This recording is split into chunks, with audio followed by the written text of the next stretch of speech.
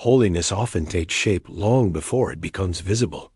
In the lives of many saints, the most decisive struggles unfold quietly, hidden within ordinary labor, family life, and unseen discipline.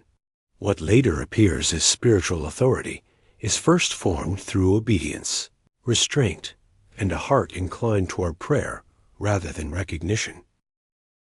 The life of St. Luke the Younger reveals this hidden formation with unusual clarity. His path towards sanctity did not begin in monasteries or deserts alone, but in fields, among cattle, and within a household shaped by faith and hardship. From his earliest years, his life bore the marks of an ascetical calling rarely seen in youth. This documentary follows the life of St. Luke the Younger, tracing how early discipline, prophetic insight, and perseverance through displacement and solitude shaped a witness that would leave a lasting imprint on the spiritual landscape of Greece and the life of the Orthodox Church.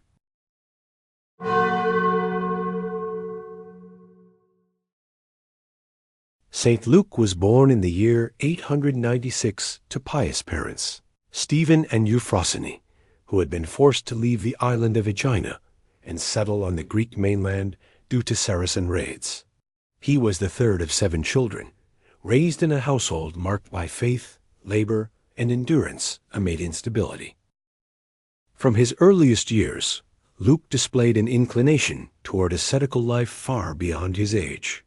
He abstained from meat, dairy, and all delicacies, drinking only water. He observed strict fasting on Wednesdays and Fridays, embracing restraint not as imitation, but as instinctive devotion.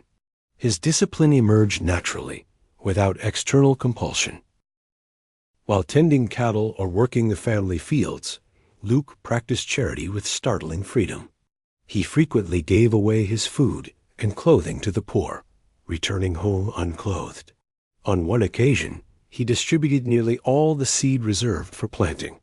Though this act alarmed his family, the harvest that followed proved greater than any before, affirming divine blessing upon generosity. After the death of his father, Luke withdrew further from worldly concerns, dedicating himself entirely to prayer. His progress became evident even to others. His mother and neighbors witnessed him lifted above the ground during prayer, a sign not of display, but of deep absorption in communion with God. These early years formed Luke in humility, charity, and constant remembrance of God. Long before renown or discipleship, his life had already been shaped by sacrifice and attentiveness. What would later unfold in deserts and monasteries had its roots in these quiet beginnings.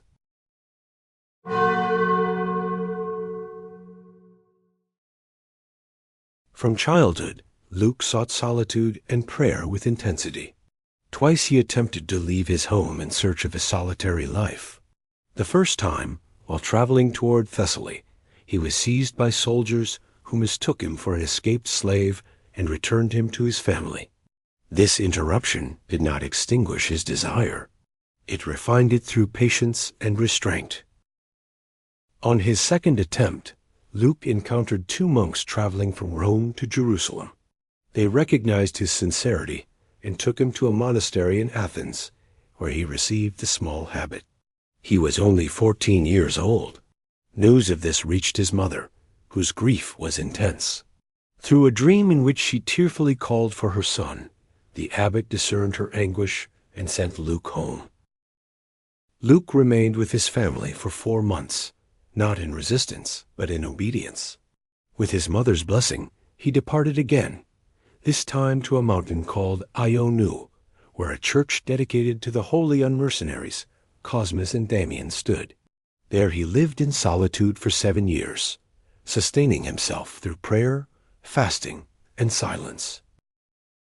During this period, Luke received the great habit from 2 monks traveling between Jerusalem and Rome, a detail preserved with careful symmetry in his life. His ascetical effort deepened, and with it came the gift of foresight. Those who encountered him testified to insights granted not through learning, but through purification of the heart. Signs of holiness multiplied quietly. Luke slept in a trench to keep the memory of death before him. He was also visited in a dream by an angel who freed him from bodily temptations, confirming his struggle toward purity. These experiences did not elevate him in his own eyes. They strengthened his vigilance. When Luke foresaw an invasion by the Bulgarian Emperor Simeon, events soon confirmed his insight. He departed Ionu and traveled to Corinth, where he sought out a stylite at Zimana. There he remained for 10 years, serving the ascetic with humility and obedience, allowing discipline to shape what grace had begun.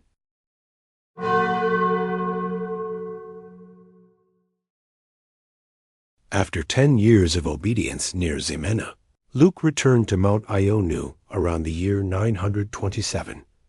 There he sought renewed solitude and began forming a small community.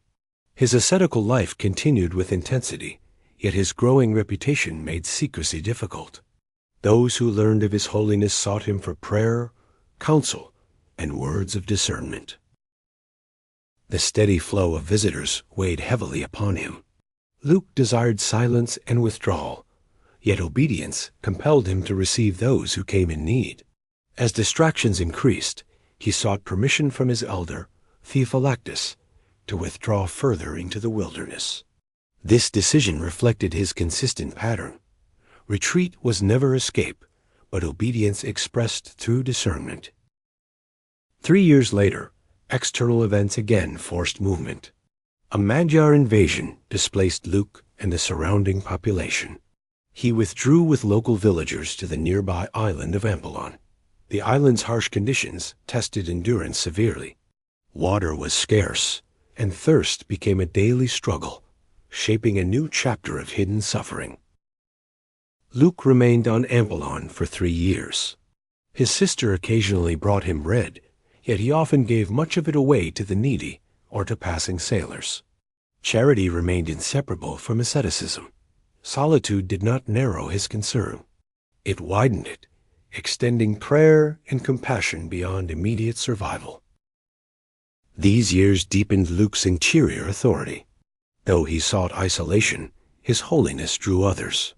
What had begun as personal discipline had matured into spiritual fatherhood. His life now stood at a threshold where solitude would give birth to lasting communal witness.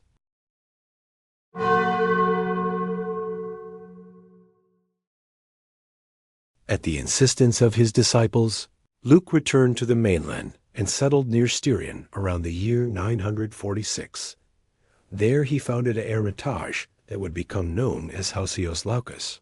The place offered stability after years of displacement, allowing his ascetical life to take a settled form without losing its intensity.